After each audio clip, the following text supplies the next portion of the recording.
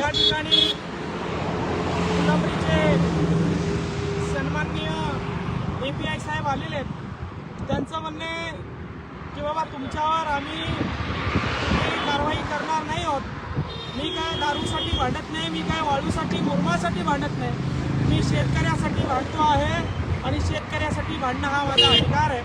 आणि म्हणून साहेबाच्या विनंतीला मान देऊ, पण मी म्हणलं मी कुठलीही नोटीस घेणार नाही, पाबंद मी होणार नाही।